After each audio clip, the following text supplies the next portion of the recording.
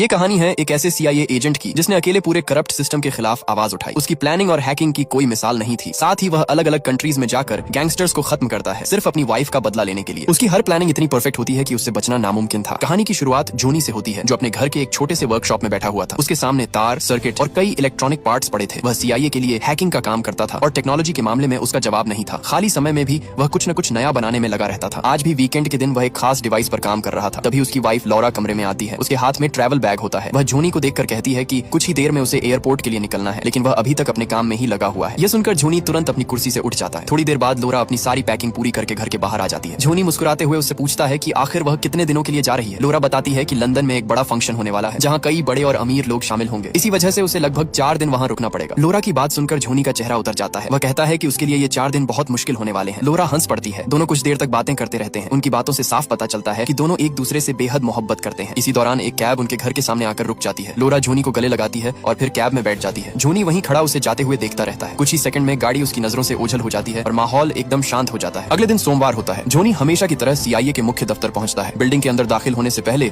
उसकी कई स्तर की सुरक्षा जांच होती है। कैमरे, स्कैनर और कई एडवांस सिस्टम उसकी पहचान की पुष्टि करते हैं। पूरी जांच के बाद ही उसे अंदर जाने की इजाजत मिलती है। जोनी अपने डेस्क पर बैठकर रोज की तरह काम कर रहा होता है। उसका काम CIA के कंप्यूटर नेटवर्क पर नजर रखना और किसी भी साइबर खतरे को रोकना था। सब कुछ सामान्य चल रहा होता है, तभी अचानक सिस्टम में एक अजीब सी हलचल दिखाई देती है। कुछ ही सेकंड में जोनी समझ जाता है कि कोई अनजान हैकर CIA के सिक्योर नेटवर्क के अंदर घुस चुका है। वह बिना समय गंवाए अपने सिस्टम पर काम शुरू कर देता है। उसकी उंगलियां तेजी से कीबोर्ड पर चलने लगती हैं और कुछ ही पलों में वह उस घुसपैठिए को पूरे नेटवर्क से बाहर फेंक देता है। लेकिन मामला वहीं खत्म नहीं होता। अचानक जोनी की स्क्रीन पर एक मैसेज उभरता है। मैसेज भेजने वाले का नाम इंक्विलाइन लिखा होता है। वह लिखता है कि यह उसका असली नाम नहीं है और वह जोनी को नुकसान पहुंचाने नहीं आया। जोनी तुरंत जवाब देता है कि CIA के सिस्टम में कोई गलती से नहीं घुस सकता। अगर वह यहाँ तक पहुंचा है तो जरूर उसका कोई मकसद है। वह कहता है कि अगले 24 घंटों में एक बहुत बड़ी घटना होने वाली है। इतना ही नहीं, वह दावा करता है कि जोनी के ऊपर बैठे दोनों बड़े अधिकारी पूरी तरह ईमानदार नहीं हैं। जोनी को यकीन नहीं होता। वह समझता है कि शायद कोई उसे बहकाने की कोशिश कर रहा है। लेकिन दूसरी तरफ इंक्विलाइन कहता है कि अगर जोनी सच जानना चाहता है तो उसे तुरंत CIA के उस सर्वर रूम में जाना होगा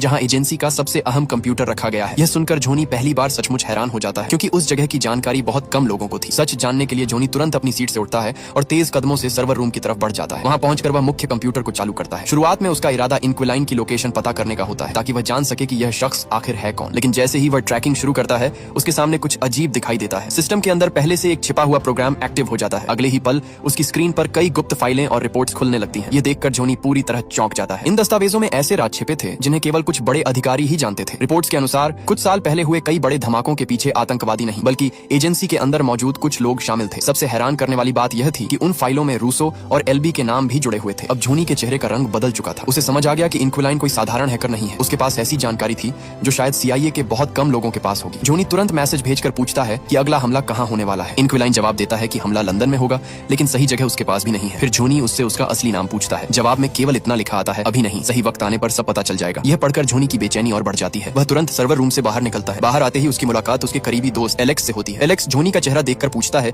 कि सब ठीक तो है, क्योंकि वह काफी परेशान दिखाई दे रहा था। जोनी अपनी घबराहट छुपाने की कोशिश करता है। वह कहता है कि शायद उसकी तबीयत थोड़ी खराब है। एलेक्स ज्यादा सवाल नहीं करता और उसे आराम करने की सलाह देता है, लेकिन असल में जोनी के दिमाग में इंक्विलाइन की बातें लगातार चल रही थीं। घर पहुंचते ही जोनी सबसे पहले लोरा को फोन करने का सोचता है, लेकिन उससे पहले वह सीधे अपने सीनियर अधिकारी रूसो के पास पहुंच जाता है। जोनी उसे बताता है कि उसे शक है कि लंदन में बहुत जल्द कोई बड़ा हमला हो सकता है, इसलिए वहां अतिरिक्त सुरक्षा भेजी जानी चाहिए। रूसो उसकी बात सुनता है, लेकिन उसके चेहरे पर कोई चिंता दिखाई नहीं देती। वह आराम से कहता है कि अगर ऐसा कोई खतरा होता तो CIA को पहले से पता चल जाता। उसकी यह बात सुनकर जोनी को अजीब महसूस होता है, क्योंकि रूसो मामले को जरूरत से ज्यादा हल्के में ले रहा था। उसी समय एक संदेश आता है और जोनी को तुरंत डिप्टी डायरेक्टर के ऑफिस में बुलाया जाता है। जोनी बिना कुछ समझे वहां पहुंच जाता है। वहां का माहौल उसे कुछ अजीब लगता है। कमरे में मौजूद लोगों के चेहरे गंभीर थे, किसी के चेहरे पर मुस्कान नहीं थी। यह देखकर जोनी के दिल की धड़कन तेज होने लगती है। डिप्टी एलिजाबेथ कुछ पल तक खामोश रहती है, फिर वह भारी आवाज में कहती है कि उसे एक बहुत बुरी खबर देनी है। लंदन में कुछ समय पहले एक आतंकवादी हमला हुआ है। एलिजाबेथ बताती है कि इस हमले में लोरा भी मौजूद थी और वह बच नहीं सकी। ये सुनते ही जोनी पूरी तरह सुन्न रह जाता है। वह एलिजाबेथ से दोबारा जांच करने की गुजारिश करता है, लेकिन जवाब वही मिलता है, लोरा अब इस दुनिया में नहीं रही थी। उसी समय रूसो कमरे में मौजूद टीवी चालू कर देता है। न्यूज रिपोर्ट में हमले की फुटेज दिखाई जा रही होती है। जोनी कांपती आंखों से स्क्रीन की तरफ देखता है। वहाँ एक हथियारबंद आदमी लोगों को बंधक बना रहा होता है। कुछ सेकंड बाद वही आदमी लोरा पर गोली चला देता है। ये मंजर देखते ही जोनी अंदर से टूट जाता है। जोनी कई घंटों तक किसी से बात नहीं करता। उसका दोस्त एलेक्स उसे घर छोड़ने आता है। घर के बाहर मीडिया और रिपोर्टर्स की भीड़ जमा होती है, लेकिन जोनी किसी की तरफ देखे बिना सीधे अंदर चला जाता है। घर के अंदर कदम रखते ही हर चीज उसे लोरा की याद दिलाने लगती है। अब पूरा घर खाली और वीरान लग रहा था। पूरी रात जोनी घर में इधर उधर घूमता रहता है। आखिर थक कर वह घर के बाहर लॉन में आकर बैठ जाता है। वहीं बैठे बैठे उसकी आंख लग जाती है। अगले दिन वह एयरपोर्ट पहुंचता पहुंचता है जहां लोरा की बॉडी लाई गई होती है। उस पल जोनी की हालत और भी खराब हो जाती है। वह खुद को संभालने की कोशिश करता है लेकिन उसकी आंखों से आंसू रुकने का नाम नहीं लेते। उस रात वह लोरा का सूटकेस खोलता है जो वह लंदन लेकर गई थी। अंदर उसकी कुछ चीजें रखी होती हैं। जोनी सूटकेस को अपने सीने से लगा लेता है और फूट फूट कर रोने लगता है। पूरी रात उसी तरह गुजर जाती है। सुबह होते ही उसके अंदर कुछ बदल चुका होता है। अब वह सिर्फ दुखी पति नहीं था। उसने फैसला कर लिया था कि लोरा की मौत के पीछे जो भी लोग हैं वह उन्हें ढूंढ निकालेगा, चाहे इसके लिए उसे पूरी दुनिया के खिलाफ ही क्यों न जाना पड़े। सुबह होते ही जोनी सीधे अपने कंप्यूटर के सामने बैठ जाता है। वह लंदन हमले से जुड़ी हर फाइल, हर वीडियो और हर रिकॉर्ड खंगालना शुरू कर देता है। अपनी हैकिंग स्किल्स की मदद से वह उन लोगों की जानकारी निकालने लगता है जो उस हमले में शामिल थे। कुछ ही समय में उसके सामने 3 नाम आ जाते हैं। उनमें एक औरत भी शामिल थी जिसका नाम सलीन था। बाकी 2 लोगों के नाम भी उसकी स्क्रीन पर दिखाई देने लगते हैं। जोनी अभी इन लोगों के बारे में और जानकारी जुटा ही रहा होता है कि तभी उसे रूसो और एल्बी की तरफ से बुलावा आ जाता है। मजबूर होकर वह दोनों अधिकारियों के ऑफिस में पहुंचता है। वहां पहुंचते ही रूसो उसे बैठने के लिए कहता है। रूसो कहता है कि जोनी को अभी आराम की जरूरत है और उसे इस मामले में खुद को शामिल नहीं करना चाहिए। एल्बी भी वही बात दोहराता है। वह कहता है कि CIA इस पूरे मामले को संभाल रही है और जल्द ही जिम्मेदार लोगों तक पहुंच जाएगी। यह सुनकर जोनी का गुस्सा बढ़ जाता है। वह कहता है कि उसने कुछ ही देर में उन लोगों की जानकारी निकाल ली है जबकि CIA अभी तक कोई नतीजा नहीं निकाल सकी। उसे महसूस होता है कि ये लोग जानबूझकर मामले को दबाने की कोशिश कर रहे हैं। जोनी घर लौट आता है लेकिन अब उसका शक पहले से भी ज्यादा मजबूत हो चुका था। उसे यकीन होने लगा था कि रूसो और एल्बी किसी न किसी तरह इस पूरे मामले से जुड़े हुए हैं। अगर वह उनके सामने खुलकर काम करेगा तो शायद कभी सच तक नहीं पहुंच पाएगा। अगले दिन जोनी एक छोटी सी तैयारी करता है। वह अपनी शर्ट के अंदर एक रिकॉर्डिंग डिवाइस छुपा लेता है। इसके अलावा कुछ जरूरी कागजों पर भी एक बेहद छोटा माइक्रोफोन लगा देता है। कुछ देर बाद वही कागज रूसो के ऑफिस में पहुंचा दिए जाते हैं। जोनी भी वहां मौजूद होता है। वह उन फाइलों की तरफ इशारा करके कहता है कि इन दस्तावेजों पर उनके अपने हस्ताक्षर मौजूद हैं। फिर वह कई पुराने मामलों का जिक्र करता है जिनकी जांच शुरू तो हुई थी लेकिन बाद में अचानक बंद कर दी गई। जोनी सवाल पर सवाल पूछने लगता है। वह कहता है कि आखिर उन मामलों का रिकॉर्ड कहाँ गया, जांच पूरी क्यों नहीं हुई, इतने बड़े हादसों के बाद फाइलें गायब कैसे हो गई। उसकी बातें सुनकर एल्बी का चेहरा गुस्से से लाल हो जाता है। एल्बी मेज पर हाथ मारते हुए कहता है कि जोनी अपनी हद में रहे। फिर वह उसे नौकरी से निकालने और बर्बाद करने जैसी बातें करने लगता है लेकिन जोनी डरने के बजाय मुस्कुरा देता है। वह कहता है कि धमकियां देने से बेहतर है सच का जवाब दिया जाए। रूसो बीच में बोलता है और पूछता है कि आखिर जोनी चाहता क्या है। इस पर जोनी साफ शब्दों में कहता है कि उसे किसी इनाम या मदद की जरूरत नहीं, वह सिर्फ स्पेशल फील्ड ट्रेनिंग चाहता है। उसके बाद वह खुद उन लोगों तक पहुंचेगा जिन्होंने लोरा की जान ली थी। एल्बी मजाक उड़ाते हुए कहता है कि लगता है जोनी खुद को कोई एक्शन हीरो समझने लगा है लेकिन जोनी का चेहरा बिल्कुल गंभीर रहता है। कुछ देर सोचने के बाद एल्बी कहता है कि ठीक है, उसे 1 महीने की स्पेशल ट्रेनिंग दी जाएगी लेकिन इसके बाद CIA उसकी कोई मदद नहीं करेगी। जोनी बिना एक पल गंवाए इस शर्त को मान लेता है। जैसे ही जोनी कमरे से बाहर निकलता है रूसो का चेहरा बदल जाता है। वह एल्बी से कहता है कि जोनी जरूरत से ज्यादा सवाल पूछ रहा है। एल्बी भी मान जाता है कि शायद उसे उनके बारे में कुछ पता चल चुका है। दूसरी तरफ कुछ घंटों बाद जोनी एक गुप्त ट्रेनिंग सेंटर पहुंचता है। वहां उसकी मुलाकात मेजर बैंडो से होती है। बैंडो एक सख्त और अनुभवी इंसान था। बैंडो जोनी को देखकर कहता है कि अगले 30 दिनों तक उसकी जिंदगी पूरी तरह बदलने वाली है। यहाँ कोई आराम नहीं मिलेगा, कोई छुट्टी नहीं मिलेगी और बिना इजाजत बिल्डिंग से बाहर निकलना भी मना होगा। यह सुनकर जोनी सिर्फ इतना कहता है कि वह यहाँ सीखने आया है और अब पीछे मुड़ने का सवाल ही नहीं उठता। जोनी की ट्रेनिंग शुरू हो जाती है। हर दिन सुबह से रात तक उसे अलग अलग चीजें सिखाई जाती हैं लेकिन एक बड़ी समस्या थी। जोनी का दिमाग तो बेहद तेज था मगर फील्ड का कोई अनुभव उसके पास नहीं था। एक दिन बैंडो उसे शूटिंग रेंज में ले जाता है। सामने कई टारगेट लगे हुए थे। जोनी आत्मविश्वास के साथ गन उठाता है और फायर करना शुरू कर देता है लेकिन हैरानी की बात यह थी कि उसकी एक भी गोली सही निशाने पर नहीं लगती। बैंडो उसे थोड़ा और करीब ले जाता है। जोनी दोबारा कोशिश करता है लेकिन इस बार भी नतीजा वही निकलता है। कई गोलियां चलाने के बाद भी वह टारगेट को ठीक से नहीं मार पाता। ये देखकर बैंडो सिर पकड़ लेता है। उधर दूसरी तरफ रूसो और एल्बी भी चुप नहीं बैठे थे। दोनों जोनी के घर की तलाशी ले रहे थे। उन्हें शक था कि जोनी ने कहीं उनके खिलाफ कोई सबूत छुपा रखा होगा लेकिन घंटों खोजने के बाद भी उन्हें कुछ हाथ नहीं लगता। दिन गुजरते जाते हैं। एक तरफ जोनी ट्रेनिंग में संघर्ष कर रहा था जबकि दूसरी तरफ रूसो और एल्बी उसके बारे में हर छोटी बड़ी जानकारी जुटाने में लगे हुए थे। ट्रेनिंग शुरू हुए लगभग 20 दिन गुजर चुके थे लेकिन जोनी की हालत अब भी कोई खास बेहतर नहीं हुई थी। वह हथियार चलाने में कमजोर था, लड़ाई में भी औसत था और फील्ड एजेंट्स जैसी फुर्ती भी उसके अंदर नहीं थी। एक शाम बैंडो उसे अपने कमरे में बुलाता है। मेज पर एक पिस्तौल रखी होती है। बैंडो वह गन उठाकर सीधे जोनी के हाथ में दे देता है। फिर वह खुद उसके सामने खड़ा हो जाता है और कहता है अगर सच में बदला लेना चाहते हो तो अभी मुझे गोली मारो। यह सुनकर जोनी घबरा जाता है। वह बार बार कहता है कि यह मजाक ठीक नहीं है लेकिन बैंडो पीछे नहीं हटता। जोनी की उंगली ट्रिगर पर होती है लेकिन वह गोली नहीं चला पाता। उसके हाथ कांपने लगते हैं। कुछ सेकंड बाद वह गन नीचे कर देता है। बैंडो गहरी सांस लेकर कहता है कि यही उसकी सबसे बड़ी कमजोरी है। दूसरी तरफ रूसो और एल्बी को एक और चिंता सताने लगती है। इतने दिनों की जांच के बाद भी उन्हें जोनी के खिलाफ कोई सबूत नहीं मिलता। आखिरकार वे एक खतरनाक फैसला लेते हैं। दोनों तय करते हैं कि जोनी जिंदा रहा तो भविष्य में उनके लिए बड़ा खतरा बन सकता है, इसलिए अब उसे रास्ते से हटाना जरूरी है। रूसो और एल्बी अपना फैसला बैंडो तक पहुंचा देते हैं। उनका आदेश साफ था, ट्रेनिंग खत्म होने से पहले ही जोनी को खत्म कर दिया जाए ताकि वह कभी उनके खिलाफ खड़ा न हो सके। यह सुनकर बैंडो कुछ नहीं कहता। कुछ समय बाद बैंडो जोनी के कमरे की तरफ जाता है लेकिन दरवाजा खोलते ही वह चौंक जाता है। कमरा पूरी तरह खाली था। न जोनी वहाँ मौजूद था और न ही उसका सामान। दूसरी तरफ हम जोनी को एक एयरपोर्ट पर देखते हैं। वह आराम से बैठा हुआ अपने हेडफोन में कुछ सुन रहा था। दरअसल जिन कागजों को उसने पहले रूसो और एल्बी के पास भेजा था, उन्हीं में छुपे माइक्रोफोन अब भी काम कर रहे थे। उनकी हर बातचीत सीधे जोनी तक पहुंच रही थी। अचानक रिकॉर्डिंग में रूसो की आवाज सुनाई देती है। वह कहता है कि जोनी चाहे दुनिया के किसी भी कोने में चला जाए, वे उसे ढूंढ निकालेंगे। कुछ घंटों बाद उसका विमान लंदन पहुंच जाता है। यहाँ उसने पहले से कई नकली पहचान पत्र और फर्जी पासपोर्ट तैयार कर रखे थे। इन्हीं की मदद से वह बिना शक पैदा किए एक जगह से दूसरी जगह जा सकता था। शहर पहुंचते ही वह एक छोटा सा अपार्टमेंट किराए पर ले लेता है। लंदन आते ही जोनी अपना पहला निशाना चुनता है। उसका नाम सलीन था, वही औरत जो उस आतंकी हमले में शामिल थी जिसमें लोरा की जान गई थी। जोनी कई दिनों तक सलीन पर नजर रखता है। जल्द ही उसे पता चल जाता है कि सलीन रोज अपने बॉयफ्रेंड के साथ कुछ घंटों के लिए बाहर जाती है। यही मौका जोनी को चाहिए था। एक दिन जैसे ही सलीन अपने अपार्टमेंट से निकलती है, जोनी तुरंत वहां पहुंच जाता है। कुछ ही सेकंड में वह लॉक खोलकर अंदर दाखिल हो जाता है। फिर पूरे घर की तलाशी लेना शुरू कर देता है। उसे उम्मीद थी कि शायद वहां से बाकी आतंकियों तक पहुंचने का कोई सुराग मिल जाए। घर के अंदर उसे कई तस्वीरें, पेंटिंग्स और दूसरी चीजें दिखाई देती हैं। शुरुआत में सब कुछ सामान्य लगता है, लेकिन एक दराज खोलते ही उसे एक पिस्तौल मिलती है। यह देखकर उसका शक और बढ़ जाता है। वह गन अपने पास रख लेता है और बाकी कमरों की जांच जारी रखता है। तभी उसके फोन पर एक अलर्ट आता है। ट्रैकर बता रहा था कि सलीन उम्मीद से पहले वापस लौट रही है। यह खबर मिलते ही जोनी तुरंत अपार्टमेंट से बाहर निकल जाता है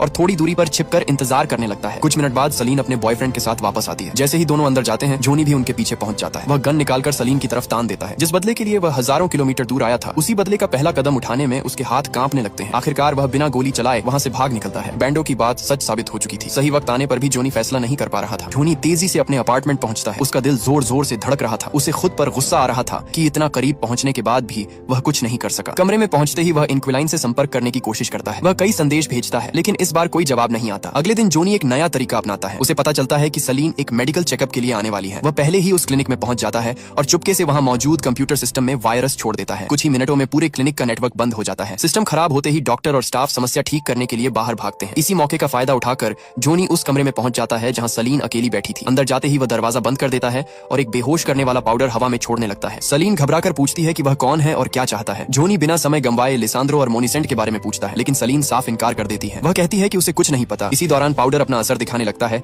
और सलीन कमजोर पड़ने लगती है। लेकिन जैसे ही जोनी दरवाजा खोलता है, सलीन अचानक उस पर टूट पड़ती है। दोनों के बीच जबरदस्त हाथापाई शुरू हो जाती है। लड़ते लड़ते वे क्लिनिक से बाहर सड़क तक पहुंच जाते हैं। सलीन भागने की कोशिश करती है, तभी तेज रफ्तार से आती एक वैन उसे जोरदार टक्कर मार देती है। कुछ ही सेकंड में उसकी मौत हो जाती है। जोनी वहां खड़ा रह जाता है, लेकिन जाते जाते वह सलीन का फोन अपने साथ ले लेता है, क्योंकि उसे लगता है कि अब वही फोन उसे अगले दुश्मनों तक पहुंचाएगा। जोनी एक पल भी वहां नहीं रुकता। उसे पता था कि पुलिस और खुफिया एजेंसियां बहुत जल्द उस इलाके को घेर लेंगी। वह तुरंत अपने अपार्टमेंट पहुंचता है और जरूरी सामान बैग में भरना शुरू कर देता है। सलीन का फोन उसके लिए किसी खजाने से कम नहीं था। फोन की फाइलें चेक करते हुए उसे कई नए सुराग मिलने लगते हैं। इसी दौरान उसे एहसास होता है कि अब उसकी पहचान छिपी नहीं रही। इसलिए वह फैसला करता है कि तुरंत दूसरी सिटी चला जाना ही बेहतर होगा। नई जगह पहुंचने के बाद जोनी कुछ समय के लिए एक बार में बैठ जाता है। वह लोगों के बीच रहकर खुद को छिपाना चाहता था, लेकिन तभी उसकी नजर दरवाजे पर खड़े एक आदमी पर पड़ती है। वह आदमी कोई और नहीं बल्कि बैंडो था। बैंडो को वहां देखकर जोनी तुरंत अपनी सीट छोड़ देता है। उसे लगता है कि शायद सीआईए ने उसे पकड़ने के लिए भेजा है। वह तेजी से बाहर से निकलता है और भीड़ के बीच गायब होने की कोशिश करता है। लेकिन कुछ देर बाद जब वह दूसरे क्लब में पहुंचता है, तब भी बैंडो उसके पीछे पहुंच जाता है। अब जोनी समझ जाता है कि भागकर कोई फायदा नहीं होगा। वह बैंडो से पूछता है कि आखिर उसने उसे ढूंढ कैसे लिया। बैंडो हल्की मुस्कान के साथ कहता है कि दुनिया के सबसे तेज हैकर को ट्रैक करना मुश्किल जरूर है, लेकिन नामुमकिन नहीं। इसके बाद बैंडो उसे समझाने की कोशिश करता है। वह कहता है कि जिस रास्ते पर जोनी चल पड़ा है, उसका अंत बहुत खतरनाक हो सकता है। अभी भी वक्त है, सब छोड़कर कहीं दूर चला जाए। लेकिन जोनी साफ मना कर देता है। तब बैंडो सिर्फ इतना कहता है कि अब जो होगा उसकी जिम्मेदारी खुद जोनी की होगी। यह कहकर वह वहां से चला जाता है, जबकि जोनी अपनी अगली मंजिल की तैयारी शुरू कर देता है। जोनी को सलीम के फोन से एक नई जानकारी मिलती है। उसी सुराग के सहारे वह तुर्की पहुंच जाता है। दरअसल इंक्विलाइन ने उसे वहीं आने के लिए कहा था। जोनी को अब भी नहीं पता था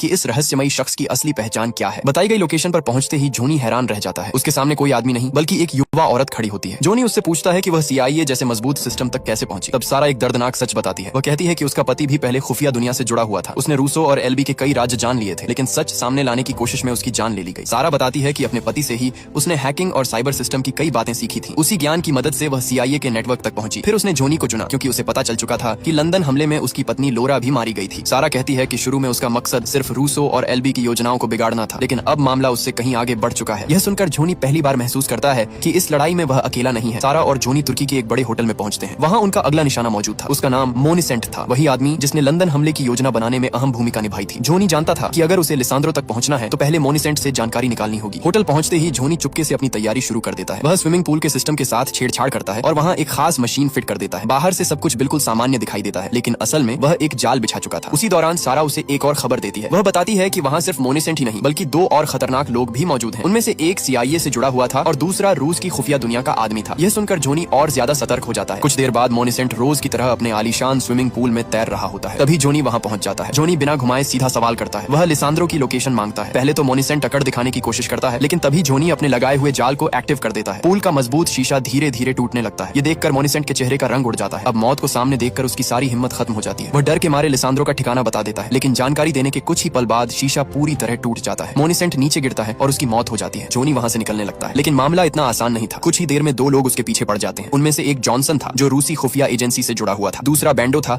जिसे देखकर जोनी खुद भी उलझन में पड़ जाता है। जोनी तेजी से भागता है और होटल के पीछे वाले हिस्से में पहुंच जाता है। जॉनसन लगातार उसका पीछा कर रहा था। कुछ ही पलों में वह जोनी तक पहुंचने वाला होता है। तभी अचानक बैंडो बीच में आ जाता है और जॉनसन पर हमला कर देता है। दोनों के बीच बेहद खतरनाक लड़ाई शुरू हो जाती है। जॉनसन भी कोई साधारण आदमी नहीं था। लड़ाई के दौरान वह अपनी पिस्तौल निकालता है और बैंडो के पेट में गोली मार देता है। गोली लगने के बावजूद बैंडो पीछे नहीं हटता। दर्द सहते हुए वह आखिरी बार निशाना लगाता है और जॉनसन को वहीं ढेर कर देता है। अब दोनों जमीन पर पड़े थे। एक मर चुका था और दूसरा बुरी तरह घायल था। जोनी तुरंत बैंडो के पास पहुंचता है। बैंडो मुश्किल से सांस लेते हुए कहता है कि वह उसे पकड़ने नहीं आया था। असल में उसे पहले ही समझ आ गया था कि रूसो और एल्बी साफ लोग नहीं हैं, इसलिए वह सही वक्त पर जोनी की मदद करने पहुंचा था। बैंडो जोनी से कहता है कि अब पीछे मुड़कर मत देखना, लिसांद्रो तक पहुंचो और लोरा के लिए इंसाफ लेकर आओ। जोनी भारी दिल के साथ वहां से निकल जाता है। जोनी और सारा एक सुरक्षित जगह पर रुके हुए होते हैं। दोनों लिसांद्रो तक पहुंचने की आखिरी तैयारी कर रहे थे। तभी अचानक बाहर गोलियों की आवाजें गूंजने लगती हैं। सारा खिड़की से बाहर देखती है और तुरंत समझ जाती है कि उनका ठिकाना पकड़ा जा चुका है। चारों तरफ हथियारबंद सैनिक मौजूद थे। यह हमला तुर्की की सेना कर रही थी, लेकिन इसके पीछे असली खेल CIA का था। हालात बिगड़ते देख सारा तुरंत जोनी को कार में बैठाती है, फिर पूरी रफ्तार से वहां से निकलने लगती है। पीछे से लगातार फायरिंग हो रही थी। गोलियां कार के आसपास से गुजर रही थीं,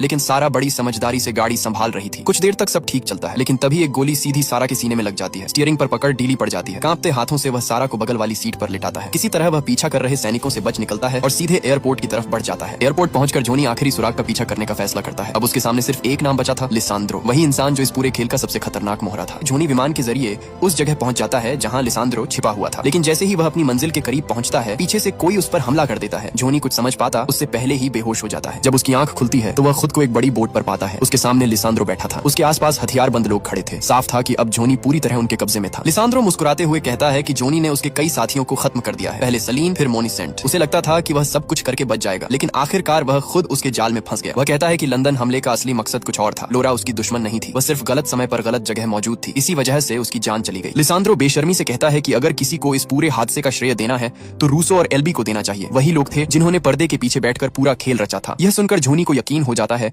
कि इंक्विलाइन शुरू से सच बोल रही थी। फिर अचानक लिसांद्रो एक पिस्तौल उठाकर जोनी की तरफ बढ़ा देता है।